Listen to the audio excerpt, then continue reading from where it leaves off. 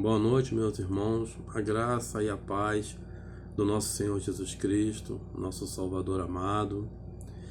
É uma quinta-feira bem atípica pra gente, né? Normalmente nós estaríamos na nossa igreja lá, adorando ao nosso Deus, fazendo nossas orações e aprendendo mais da palavra de Deus, né?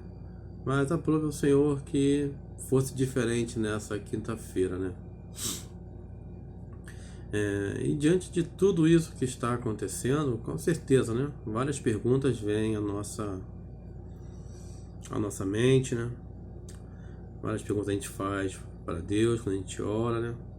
E muita coisa pode passar pela nossa cabeça, né? Eu queria compartilhar com os irmãos o Salmo 77, que o salmista aqui, Asaf, né? Ele estava passando por um momento de angústia também. E ele ora a Deus, né? Se lembra do que Deus já fez, e isso não lhe traz conforto. Isso faz com que ele faça algumas perguntas para Deus, né? Algumas perguntas que são até mesmo assim ofensivas. Mas quem de nós, né? Quem de nós um dia não fez uma pergunta ofensiva para Deus, né? Colocando ali em xeque ali as ações de Deus, né? Mas vamos então à leitura desse salmo, né?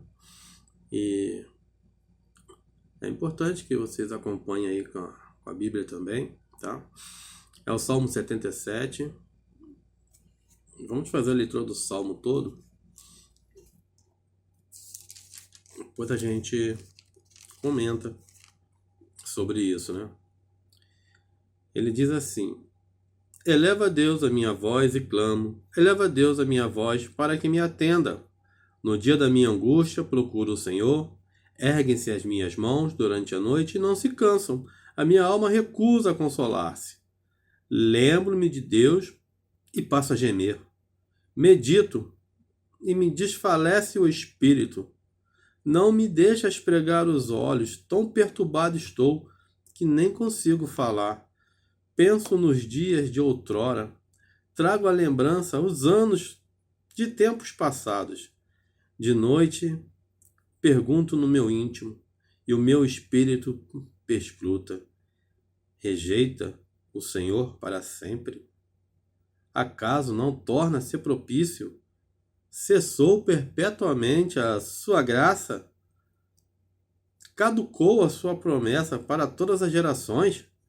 Esqueceu-se Deus de ser benigno? Ou na sua ira terá ele reprimido as suas misericórdias? Então disse eu: isto é minha aflição. Mudou-se a destra do Altíssimo. Recordo os feitos do Senhor, pois me lembro das tuas maravilhas da antiguidade. Considero também nas tuas obras todas e cogito dos teus prodígios.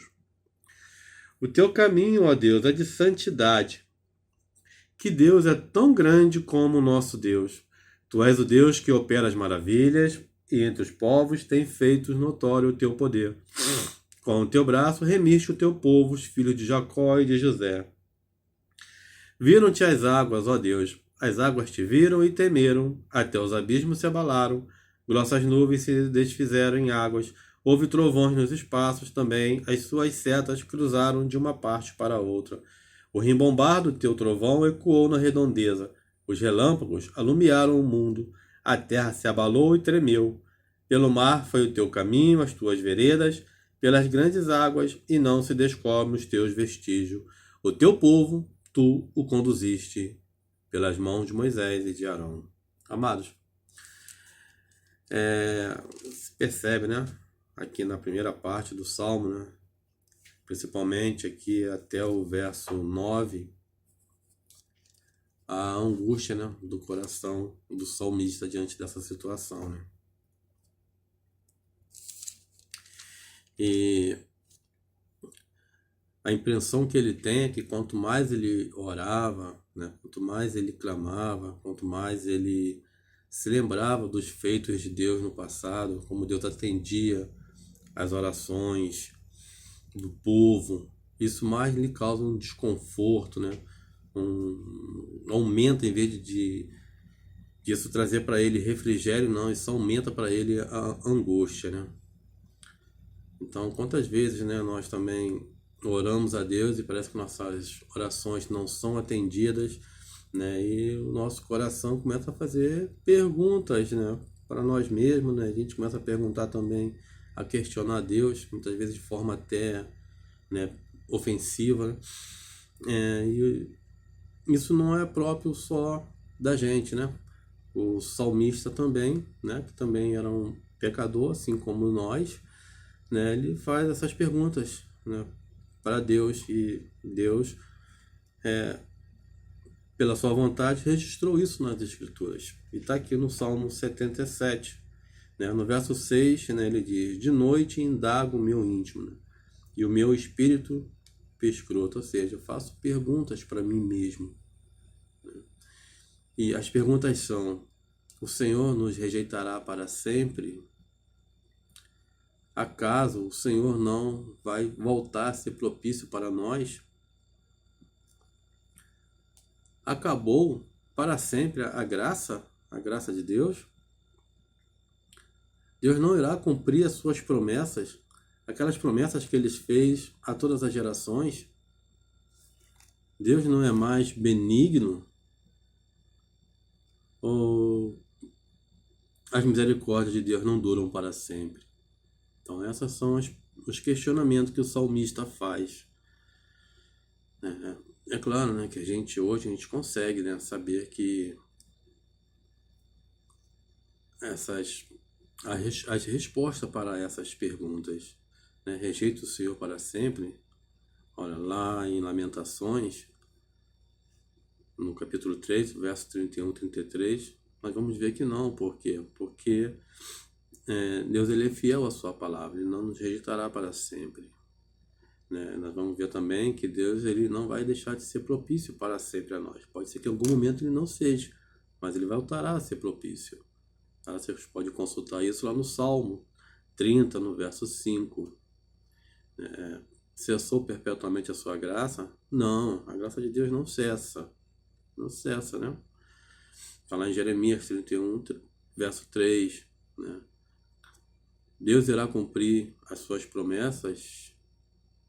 Claro que vai cumprir as suas promessas, né? A gente também vai achar isso lá em 1 Reis, capítulo 8, verso 56. Outro questionamento do salmista: esqueceu-se Deus de ser benigno? Não, Deus nunca vai deixar de ser benigno, ele é benigno sempre, tá? Quem quiser conferir, pode conferir lá o texto no capítulo 49 de Isaías, no verso 14 até o 18. E aqui, né, a última pergunta, né, na sua ira, terá reprimido as suas misericórdias? Não, né? Porque as suas misericórdias duram para sempre, né?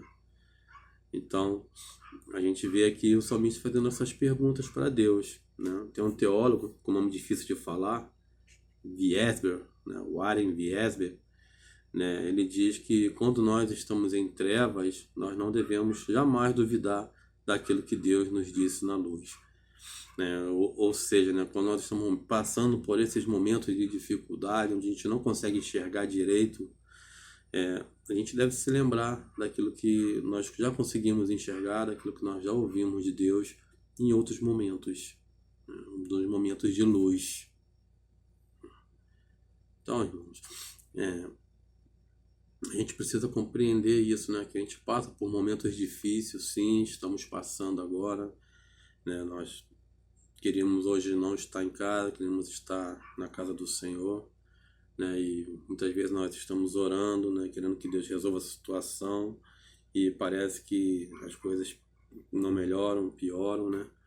Mas tenha toda a certeza, né, que Deus, ele continua no controle de todas as coisas. De todas as coisas. O verso 10 desse salmo, né, ele é um ponto crucial para o nosso entendimento, né? Ele vai dizer, né? Então disse eu: isto é a minha aflição. Mudou-se a destra do Altíssimo. Aqui ele começa a reconhecer né, que embora ele esteja com essa aflição toda, né, Deus continua no controle de todas as coisas. Esse mesmo teólogo que eu acabei de citar, né, ele diz que quando nós olhamos para as circunstâncias, para as coisas que estão acontecendo, nós muitas vezes nos concentramos em nós mesmos e não vemos esperança nenhuma. Mas quando olhamos pela fé, olhamos para o Senhor, talvez as circunstâncias assim mesmo não se alterem, mas nós somos transformados e passamos a compreender melhor aquelas circunstâncias. Muitas vezes o quadro de nossas vidas podem estar ruins, não está da maneira como a gente desejava, né? E mesmo diante da fé verdadeira, as coisas podem mesmo não mudar, né? E é nessa situação que nossa fé ela é provada, né? Se ela é genuína, se ela é uma fé egoísta. Essa fé egoísta ela não agrada a Deus, né? E o crente, nós somos chamados sim para viver além das circunstâncias. Para o crente, na verdade, né, o viver ele é Cristo, né? E não devemos viver entristecidos, né? Porque a alegria do Senhor é a nossa força, né? E a nossa alegria ela é o próprio Senhor, né? Filipenses 4, no versículo 4, também vai dizer: alegrai-vos sempre no Senhor, outra vez vos digo, alegrai-vos. E é difícil viver em situações complicadas, né? Difícil, né? Mas Filipenses 4, do verso 11 ao 13, diz assim: digo isto, Paulo falando, né? Inspirado pelo Espírito Santo de Deus. Digo isto, não por causa da pobreza, porque aprendi a viver contente em toda e qualquer situação. Viver contente em toda e qualquer situação, né? Contentado, né? Com contentamento. Bem, tanto sei estar humilhado, como também ser honrado. De tudo e em todas as circunstâncias já tenho experiência, tanto de fartura como de fome, assim de abundância como de escassez. Tudo posso naquele que me fortalece. Né? Então aqui a gente vê, né, que um dia nós temos plena liberdade para andar por nossas ruas e talvez em alguns dias a gente não tenha tanta liberdade assim para andar por nossas ruas. Né? E a palavra de Deus diz que tudo a gente pode naquele que nos fortalece, né? E que devemos estar contentes em toda e qualquer situação, né? Queridos irmãos, que a alegria do Senhor seja a nossa força, que a gente siga confiante em Deus e contentes em Deus. Tá bom, meus irmãos?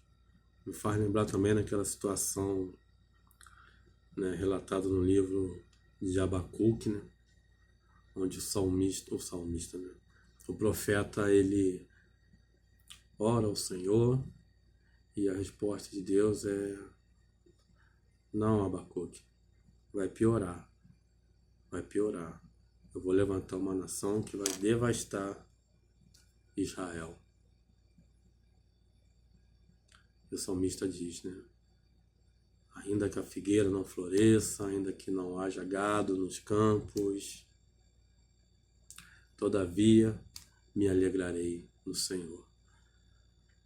Então que Deus abençoe a todos, tenham todos uma ótima noite e se alegrem sempre no Deus da nossa salvação. Lembra que tudo isso é por um breve tempo, né? Dentro de muito pouco tempo, todos nós estaremos com o Senhor para uma eternidade, por uma eternidade eterna, por uma eternidade com Deus, né? É isso aí, meus irmãos. Que Deus abençoe a todos. Fiquem todos na paz do nosso Senhor Jesus Cristo. Uma ótima noite. Amém. Vamos orar? Pai amado, muito obrigado, Senhor, porque Tu és um Deus bondoso. A Tua palavra nos consola, nos traz alento ao coração e a Tua palavra nos faz confiar cada dia mais. O Teu Filho Jesus Cristo, Ele fez tudo aquilo que nós precisávamos para sermos felizes, Senhor. Sim, Pai, uma alegria diferente, alegria que excede todo o entendimento, Pai amado. Não é uma alegria momentânea, não é uma alegria passageira, mas é uma alegria eterna, Senhor. Obrigado, Pai, pelo Teu Filho amado Jesus, que vai nos salvar desse mundo, já nos salvou, e um dia estaremos nos novos céus e nova terra, onde esses problemas não mais existirão, e o próprio Deus, o próprio Senhor, habitará no meio de nós, né, e será a nossa fonte de todo prazer, nossa toda alegria, Pai. Ensina-nos, Senhor, ainda nesse tempo, a buscar a alegria em Ti, Senhor, diante de todo tipo de angústia e perturbação, mas que essa paz do Teu Filho Jesus esteja em nós. Abençoa, Senhor, cada família, abençoa as ruas dos nossos bairros. Te rogamos, Senhor, livra-nos, Senhor, dos perigos, das balas perdidas. Livra-nos, Senhor, desses homens maus. E te pedimos, Pai,